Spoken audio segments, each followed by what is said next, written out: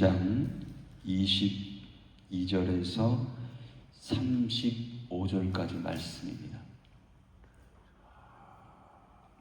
우리 한 절 한 절 교독하도록 하겠습니다. 누가복음 2장 22절에서 35절까지 말씀 제가 먼저 읽겠습니다. 모세의 법대로 정결 예식의 날이 차매 아기를 데리고 예루살렘에 올라가니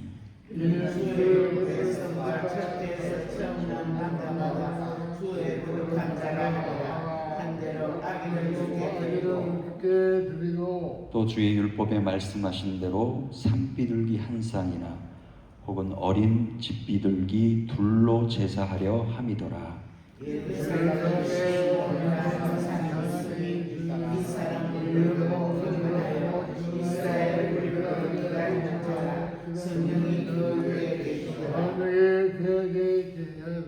그가 주의 그리스도를 보기 전에는 죽지 아니하리라 하는 성령의 지시를 받았더니 성령의 감동으로 성전에 들어가되 마침 부모가 율법에 달려대로 행하고자 하여 아기를 데리고 오는지라. 시몬이 아기를 안고 하나님을 찬송하여 이르되 주의 말씀하신 대로 성을 하나님과 주시는도다.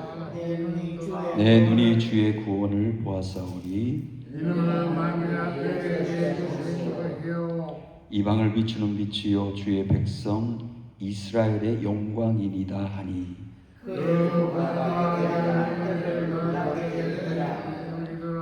시몬이 그들에게 축복하고 그의 어머니 마리아에게 말하여 이르되 보라 이는 이스라엘 중 많은 사람을 패하거나 흥하게 하며 비방을 받는 표적이 되기 위하여 세움을 받았고 또 가리 내 마음을 찌르게 다니니 이는 여러 사람의 마음의 생각을 드러내려 함이니라 하더라. 아멘. 자리에 앉으시겠습니다. 기도하겠습니다. 하나님, 대림절 두 번째 주일을 맞이했습니다. 오늘 말씀을 통해 예수 그리스도를 깊이 기대하며 기다리는 믿음의 삶이 있게 하여 주옵소서. 예수 그리스도 이름으로 기도하옵나이다. 아멘.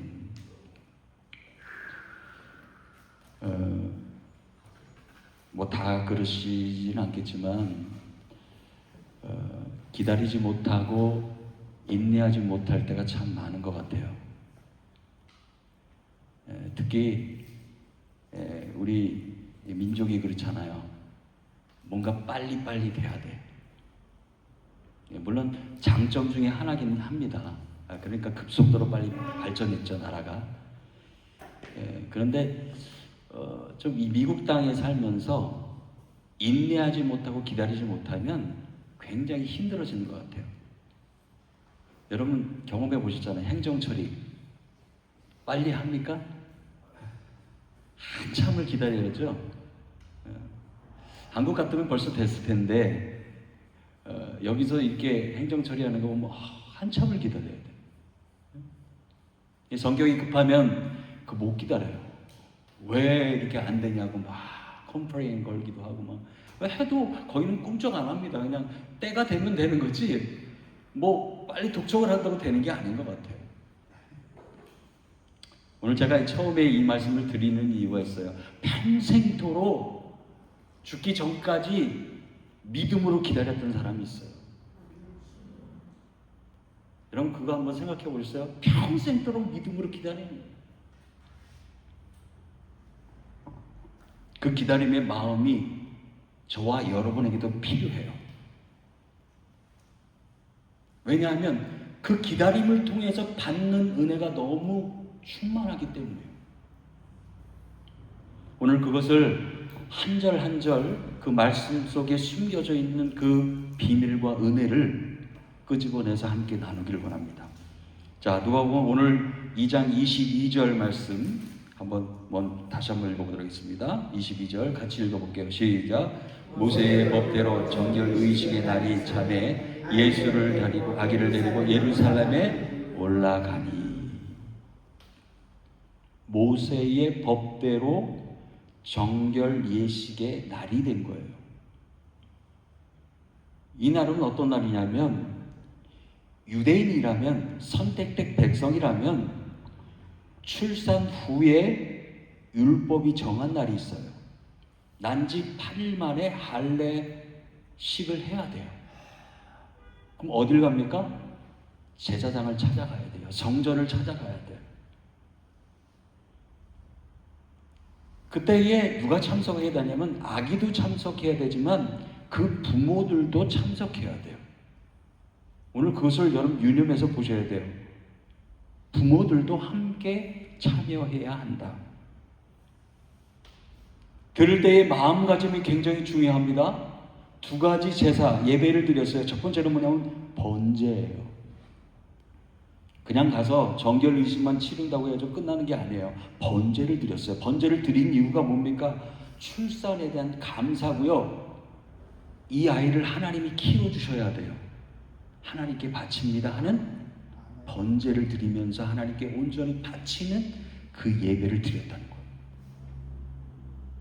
두 번째는 어떤 예배를 드리냐면 정결의식, 속죄제를 드렸습니다. 왜냐하면 이제 하나님 성결함으로, 정결함으로, 깨끗함으로 하나님 앞에 나가 믿음 생활을 하게 하옵소서. 그것을 다짐하는 순간이에요. 다짐하는 순간. 이날 아기를 데리고 요셉과 마리아가 예루살렘 성전에 올라갔어요. 참 중요한 날이죠. 이것이 단순하게 번제와 속죄제를 드리기 위해서 올라갔다, 이것도 맞지만 하나님의 계획 아래 이루어지는 일이었다. 율법에 뭐라고 쓰여져 있냐면 23절에 보니까 한번 읽어볼까요? 23절. 자, 같이 읽어봅니다. 시작. 이는 주의 율법에 쓴 바 첫 해에 처음 난 남자마다 주의 거룩한 자라 하니라 한 대로 아기를 주께 드리고, 아까 번제 얘기였죠? 주께 드리라. 첫 해에 처음 난 남자마다 주의 거룩한 자라 하니라 하신 대로 아기를 주께 드리기 위해서 성전에 왔다는 얘기예요. 여러분, 이건 출애굽기 13장에도 기록되어 있지만 민수기에서도 기록되어 있어요. 3장에. 처음 난 아기, 장자, 마지를 하나님께 드리기 위해서 온 이 부모의 마음.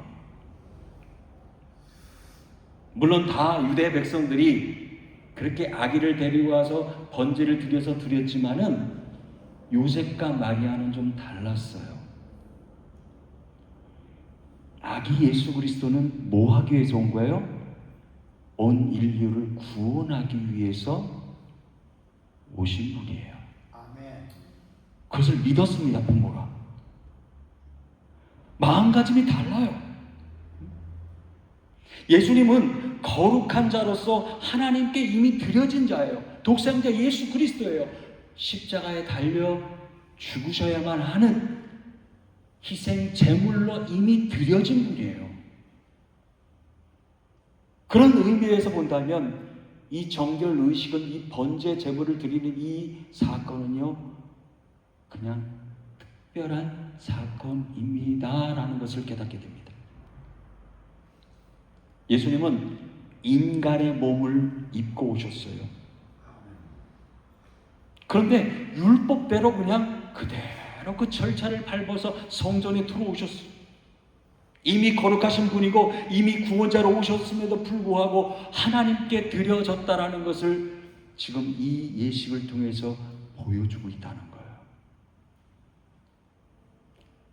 24절을 볼까요? 뭐라고 기록되어 있는가? 자, 24절 같이 한번 읽어보겠습니다. 시작. 또 주의 율법에 말씀하신 대로 산비둘기 한 싹이나 혹은 어린 집부들 둘로 제사하려 함이더라. 이 말씀을 잘 보세요. 산비둘기 한 쌍이나 어린 집비둘기 둘로 제사를 드리기 위해서 왔다는 거예요. 여러분, 이걸 보면 눈치를 채셔야 돼요. 보통 제사를 드리고 번제를 드리기 위해서 뭐가 필요해요? 양이 필요해요. 근데 요셉과 마리아의 가정을 보니까 양을 데리고 왔다고 없어요. 뭘 들고 왔대요? 비둘기. 넉넉한 가정이 아닙니다. 그걸 보셔야 돼요. 예수님의 아버지는 뭘 하셨죠? 목수요. 목수예요. 아마 손을 보면 알 수 있을 거예요. 요셉의 손을 보면 굉장히 이 굳은살이 박히고 거칠은 손이 있었을 겁니다. 그런 삶을 살아가면서 넉넉하지 못했습니다. 하나님께 양을 드리고 싶어도 드릴 수가 없었어. 그래서 그 당시로 돌아가면 이 비둘기의 가격을 보면요, 양의 10분의 1의 가격이에요. 굉장히 싸죠. 근데 이것조차 가난한 사람들이 힘들어. 집비둘기가 있었고요, 산비둘기가 있었어요. 이것도 가격 차이가 있습니다. 이런 말씀 드리는 이유가 있어요. 하나님이 정말 힘겹게 살아가는 사람들한테 양을 드려 요청하시는 게 아니에요. 그냥 내가 열심으로 비둘기를 잡았어. 그 수고로움을 통해서 그 노력과 감사와 마음을 하나님께 드리도록 하나님께서 만들어 가셨다는 거예요. 집비둘기는 산비둘기보다 가격이 또 굉장히 저렴했어요. 그래서 정말 힘겹게 살아가는 가난한 사람들이 뭘 드렸어요? 집비둘기, 키웠던 비둘기를 드렸다는 거예요. 그래서 여기 보잖아요. 산비둘기 한 쌍이나 어린 집비둘기 둘로 제사를 드리고자 그랬잖아요. 예수님은요, 정말 낮고 낮은 곳으로 임하셨어요. 그런 반문할 수 있어요. 아니, 이 온 세상의 왕이신데 그냥 궁궐에 태어나시지, 부유한 가정에 태어나시지, 왜 하필이면 냄새나는 마국간에서 태어나게 하십니까? 그것도 부유한 가정이 아닙니다. 목수의 아들로 태어났어요. 요즘은 목수 되시는 분을 뭐 그렇게 비하해서는 안 됩니다. 그것도 정말 귀한 직업이잖아요. 그죠? 근데 그 당시에 돌아가면은요, 그렇게 대접을 못 받았어요. 그런 가정, 가난한 가정에 하나님이 계획하셔서 낮고 낮은 곳으로 태어나게 하신 거예요. 뭐를 버리셨습니까? 하늘의 영광을 그냥 버리시고 내려오신 거예요. 누구 때문에요? 저와 여러분 때문입니다. 그건 확신하셔야 돼요. 저와 여러분 때문에 그 모든 것을 포기하고 낮고 낮은 그 가정에 임하셨다는 거예요. 근데 그때요, 놀라운 사건이 벌어져요. 요셉과 마리아가 아기 예수 그리스도를 정결을 위해서 번제를 드리고 막 정결 의식을 취하고 있는데, 그때에 같은 장소, 같은 성전 안에 누가 등장하는지 보세요. 자, 25절이겠습니다. 자, 25절 같이 읽어보겠습니다. 시작. 예루살렘에 시므온이라 하는 사람이 있으니 이 사람은 의롭고 경건하여 이스라엘의 위로를 기다리는 자라. 성령이 그 위에 계시더라. 아멘. 성령 하나님이 그 위에 계셨다는, 그 뜻은 성령 하나님이 그 안에 임하셨다 그 뜻이에요. 성령님이 그를 다스리고 계셨다 이 말이에요. 감동을 주시고 은혜를 주시고 늘 성령과 동행하는 삶을 살았던 시후, 이 사람은 어떤 사람이었을까요? 말씀을 자세히 보니까 의로웠다 그랬어요. 사람 스스로 의로운 사람이 이 땅에 없습니다. 원뜻이 뭐냐면, 의롭다는 것은 내가 정말 의로운 사람이야 이게 아니라, 의로운 삶을 살아갔다는 것이 아니라 하나님과 바른 관계를 이어가며 살아왔다 이 뜻이에요. 바른 관계를 유지하기 위해서 뭘 했을까요? 기도를 끊임없이 했다는 거예요. 그 기도를 통해서 누구를 만났다는 거예요? 하나님을 만났다는 거예요. 그러면서 늘 말씀을 가까이 하고 하나님을 가까이 했다는 그 바른 관계를 바로 의롭다는 말씀. 오늘 저와 여러분도 마찬가지입니다. 우리는 의로운 사람 한 사람 없어요. 의롭게 하셨기 때문에 의로운 거예요. 의로운 삶을 살아가기 위해서는 오늘 이 시므온처럼 하나님과 올바른 관계를 맺고 있는지를 점검하셔야 돼요. 오늘 이 예배드리는 이 자리에도 마찬가지입니다. 하나님과 나와의 관계가 어떤지를 점검하셔야 돼요. 하나님, 나 하나님과 가까워졌지요? 가깝게 있지요? 묻고 또 묻고 멀리 떨어져 있으면 다시 하나님께 가까이 가도록 내가 노력을 하고 기도하고 또 찬양하고, 그런 의로운 관계를 시므온은 끝까지 지금까지 유지해 왔던 거예요. 부럽죠? 저는 부러워요. 시므온처럼 이런 의로움을 갖추게 하옵소서. 하나님과 바른 관계를 유지하는 생활을 하게 하옵소서. 항상 문제가 발생되면요, 다른 데서 찾지 마세요. 하나님과 내가 올바른 관계를 맺고 있는 건가? 그걸 점검하셔야 돼요. 하나님은 나와 함께 관계를 정말 가깝게 여기지 않으면 하나님은 질투하셔요. 그래서 자꾸 잡아당기시잖아요. 시므온은 어떤 사람이었습니까? 경건한 사람이었대요. 경건하다는 건 다른 게 아닙니다. 하나님을 두려워했다는 거예요. 가까웠지만 두려워했습니다. 그리고 하나님의 말씀대로 실제로 실상 아래서 살아갔다는 얘기입니다. 여러분, 첫 번째는 잘할 수 있어요. 하나님과의 올바른 관계. 그런데 그 올바른 관계를 유지하면서도 생활 속에서 그 말씀대로 살아가지 못하는 사람들이 너무나 많아요. 경건하다는 건 다른 게 아닙니다. 그냥 말씀대로 살아가기 위해서 몸부림을 치는 거예요. 하루하루의 삶을 말씀대로 살기 위해서, 부족하지만 연약하지만. 그리고 더 중요한 것은 뭐냐면 이스라엘의 위로를 기다렸다 그랬어요.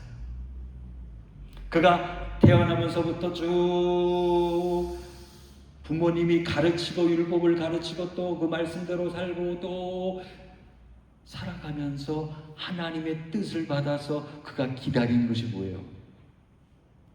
예수 그리스도의 하나님의 위로라는 거예요. 위로. 오랜 침묵이 있었습니다. 오랜 침묵이 있었어요. 아니, 세례 요한이 외치기 전까지는 오랜 침묵이 있었어요.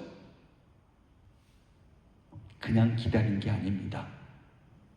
믿음을 잃어버리지 않도록 하나님 앞에 엎드리고 또 엎드리고, 그 믿음을 상실해버리지 않기 위해서.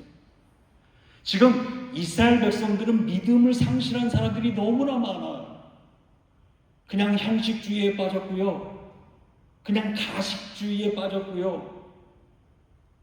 그래서 믿음을 상실해버렸어요. 그런데 시므온은 그것을 잃어버리지 않기 위해서, 이 심중에 하나님을 사랑하는 마음을 잃어버리지 않기 위해서 몸부림을 쳤다. 뭐 했기 때문에? 성령이 그 위에 계셨기 때문에. 그걸 보셔야 돼요. 여러분도 성령 하나님이 여러분 위에 계시기를 축원합니다. 아멘. 시므온이 받은 소명이 있어요. 의롭고 경건했고 이스라엘의 위로를 기다린 그런 사람이었지만 소명이 있었어요. 자, 26절 말씀으로 봅니다. 자, 같이 읽을게요. 시작. 그가 주의 그리스도를 보기 전에는 죽지 아니하리라 하는 성령의 지시를 받았더니. 누구의 지시를 받았대요? 성령 하나님의 지시를 받았대요. 소명입니다. 사명입니다. 어떤 소명일까요? 주의 그리스도를 보기 전에는 뭐 하지 않는다고요? 죽지 않는데요. 만약에 여러분들에게 그런 은혜를 주신다면 어떨까요? 자, 생각해 보셔야 돼요. 그리스도를 보기 전에는, 구원자를 보기 전에는, 메시아를 보기 전에는, 예수님을 보기 전에는 너는 죽지 않아. 한편으로는 너무 감사해. 그럼 너 오래 살겠네. 90세, 100세 이상까지 살 수 있겠네. 근데 그 전에 오십니다. 이런 생각 저런 생각 막 하게 되는 거예요. 그죠? 성령의 지시를 받은 사람이에요. 성령의 지시를, 소명을 받았습니다. 사명을 받았습니다. 여러분 시므온만 소명 받았어요? 시므온만 사명 받았어요? 아니에요. 저와 여러분도 소명과 사명이 있잖아요.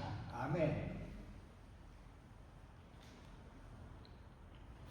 구원자를 보게 될 거라는 것 너무 큰 영광 아닙니까? 그 소명대로 그 사명대로 됩니까 안 됩니까? 하나님은 말씀하신 건 분명히 이루신다. 아멘. 아멘입니다. 그게 진리야. 하나님은 그 말씀하신 대로 이루 가시는 분이에요. 자, 27절 말씀. 자, 어떻게 사건이 벌어지는지 보시죠. 자, 27절 같이 읽어보겠습니다. 시작. 성령의 감동으로 성전에 들어가매 마침 부모가 율법의 관례대로 행하고자 하여 그 아기 예수를 데리고 오는지라. 여기까지요. 자, 오늘 여러분 이 말씀 보면서 어떤 생각이 들어요?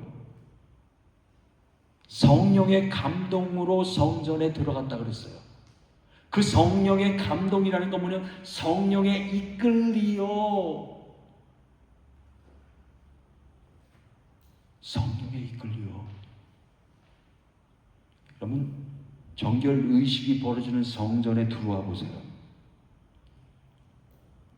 예수님 혼자 요셉과 마리아가 태어난 아기밖에 없을까요? 어떻게 생각해요? 아기가 굉장히 많아요. 아기들이 부모까지 있어요. 그러면 시끌벅적했을 거예요.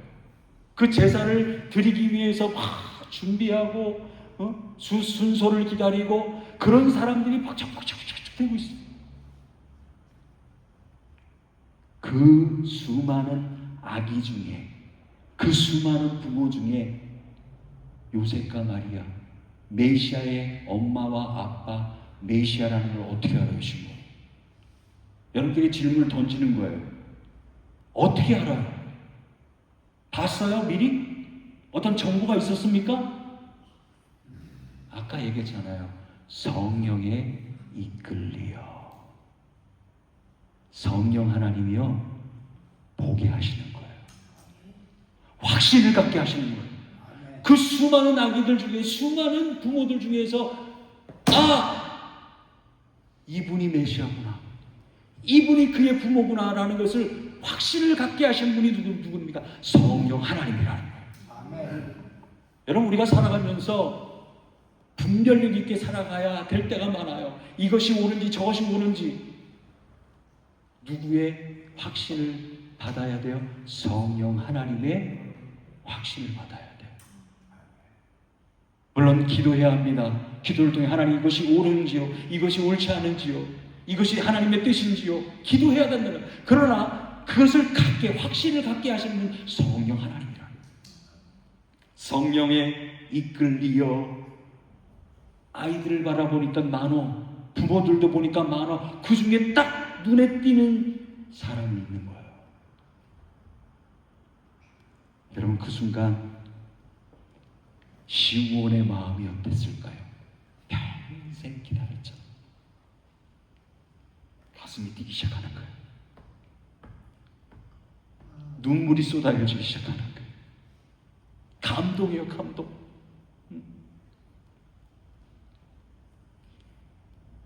이 감동 가운데에 하나님의 계획이 있는 거예요. 지금 누구를 맞이하라고 시므온을 떠미신 거예요? 구원자 예수 그리스도를 맞이하라고. 구원자 예수 그리스도를 보라고. 너 평생 기다렸지? 때가 왔어. 그리고 성전으로 이끌어서 예수 그리스도를 보게 하신. 이때 시므온은 어땠을까요? 그게 궁금해요. 여러분 같았으면 어땠을 것 같습니까? 28절 말씀입니다. 자, 같이 읽어보겠습니다. 시작. 시므온이 아기를 안고 하나님을 찬송하여 이르되. 보통 사람 같았으면 감동이 되고 막 이 가슴이 뛰고 그러면 막 아이고 어떡할까. 어찌할 바를 모를 거야. 근데 시므온은 뭐 했다고요? 하나님을 찬송하기 시작해. 우리 믿음 가운데, 우리 신앙 가운데에 하나님이, 성령 하나님의 감동의 은혜를 주시면 찬송이 나오게 돼 있는 거예요.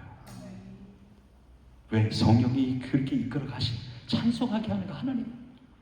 이 찬송의 내용을 한번 볼까요? 자, 한번 보도록 하겠습니다. 자, 29절 말씀 같이 봅니다. 시작. 주제여 이제는 말씀하신 대로 좋은 평안이 놓아 주시는도다. 첫 번째 하나님을 찬양하면서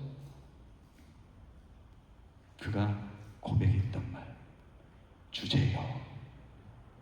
주제여라는 것은 전능하신 하나님, 주권자이신 하나님, 위대하신 하나님, 데스포타라는 말을 썼어요.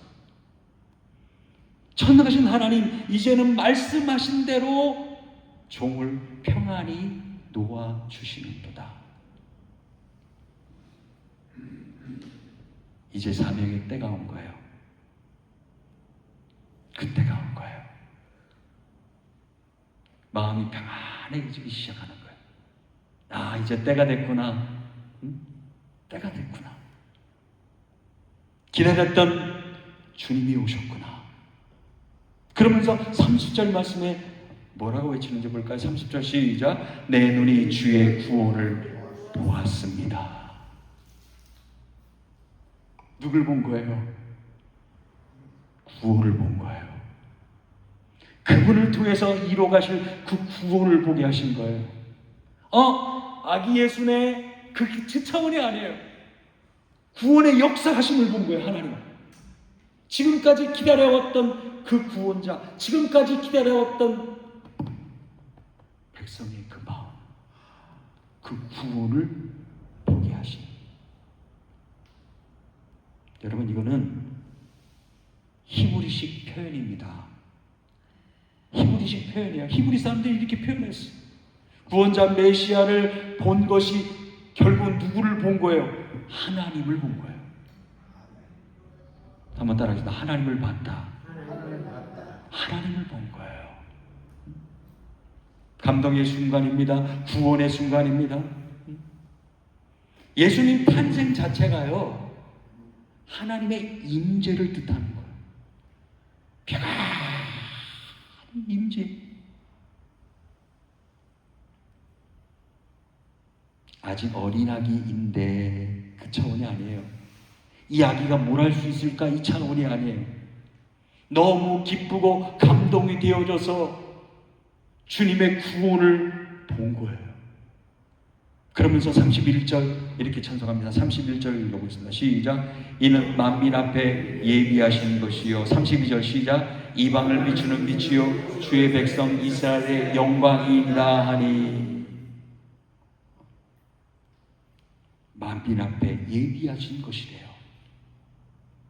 시몬은 하나님을 안아보고 있는 거예요. 하나님이 마치 그 평안 가운데 꾹 안아주시는 것처럼 지금까지 너무 힘겹게 살아왔어. 너무 고통스럽게 살아왔어. 위로가 필요했습니다. 근데 예수님을 아는 순간 시므온이 예수님을 아는 것이 아니라 하나님이 시므온을 안아주시는 거예요.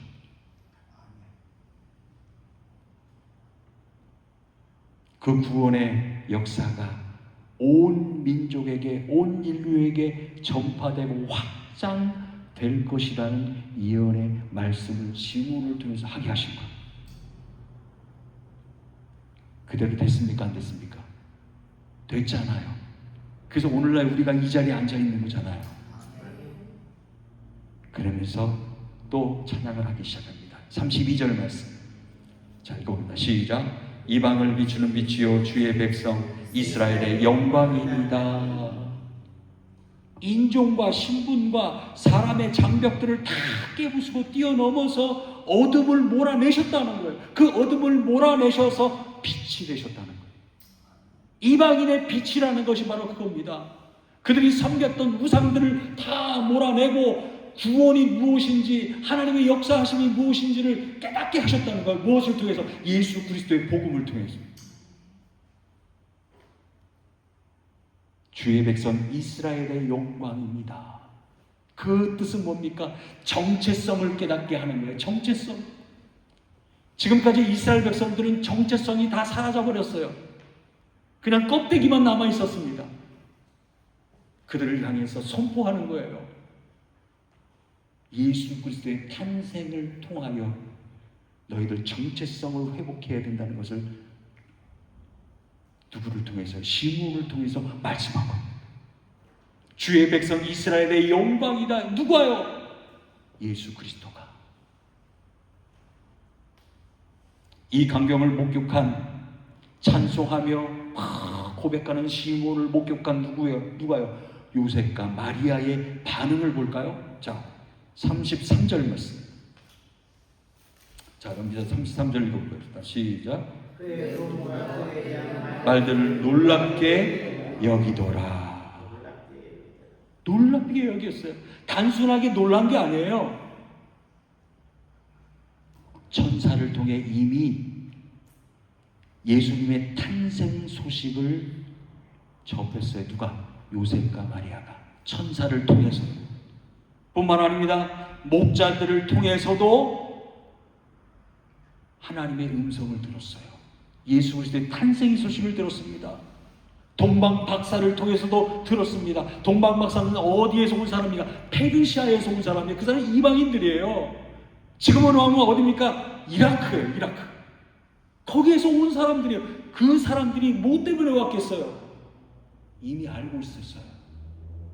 이미 알고 있었어요. 구원자가 이 땅에 태어난다는 걸. 그래서 그냥 그 먼 길을 온 거예요. 여행해서 그 영광을 보기 위해서. 시므온도 동방 박사와 같은 것 같아요. 그 여정, 태어나면서부터 성령의 지시를 받아서, 계시를 받아서 지금까지 그 믿음으로 위로를 기다린 거예요. 그렇다면 오늘날 저와 여러분도 시므온처럼, 동방 박사처럼, 목자들처럼 어떻게 돼요? 믿음으로 기다려야 돼요. 다시 오실 예수 그리스도를.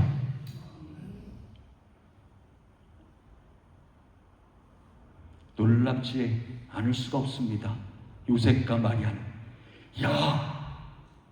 수많은 사람들이 증거하잖아요. 못 믿을까봐, 의심할까봐. 사람은 그래요.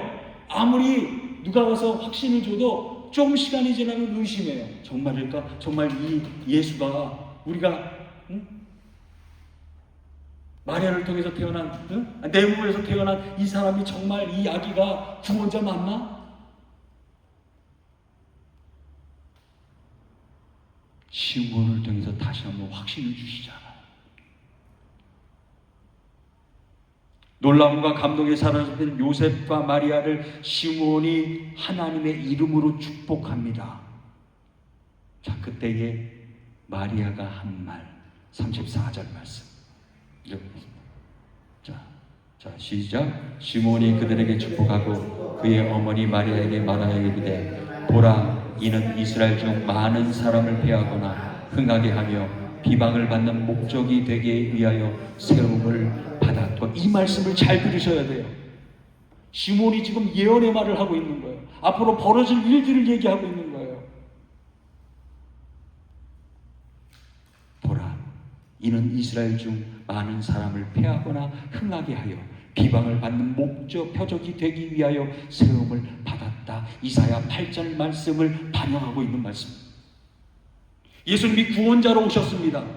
온 인류를 살리기 위해서 오셨어요. 근데 그들을, 예수 그리스도를 거부하는 사람도 있었다는 거예요. 예수 그리스도를 잡아다가 죽이는 사람도 있었다는 거예요. 모욕했습니다. 비방했습니다. 핍박했습니다. 그것을 시므온이 앞으로 벌어질 일들을 얘기하고 있는 거예요. 엘리사벳과 사가랴의 예언과 또 다른 내용이에요. 또 한 가지 35절 말씀 읽어봅니다. 자, 시작. 또 가리 내 마음을 찌릿하니 이는 여러 사람의 마음의 생각을 드러내려 함이니라 하더라. 지금 누구한테 하는 말이에요? 마리아한테 하는 말이에요. 잘 들어보세요. 마리아는요, 누가복음 1장 42절에 보면 너는 여인 중에 가장 복된 사람이야. 복된 사람이야. 가장 복된 사람이야. 왜? 구원자를 잉태했잖아요. 아멘. 그런데 지금 시므온은 다른 얘기를 하고 있어요. 복된 사람이지만 아들이 핍박을 당하고 끌려가 극형에 처해지는 모습을 보게 될 거야. 예언의 말씀이에요. 누가요? 엄마가.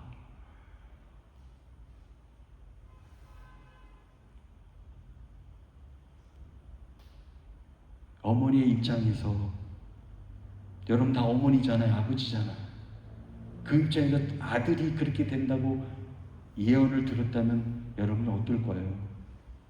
그게 정말 여인 중에 복된 사람으로 여겨질까요? 이 예언을 듣고 있는 마리아의 심정을 한번 생각해 보세요.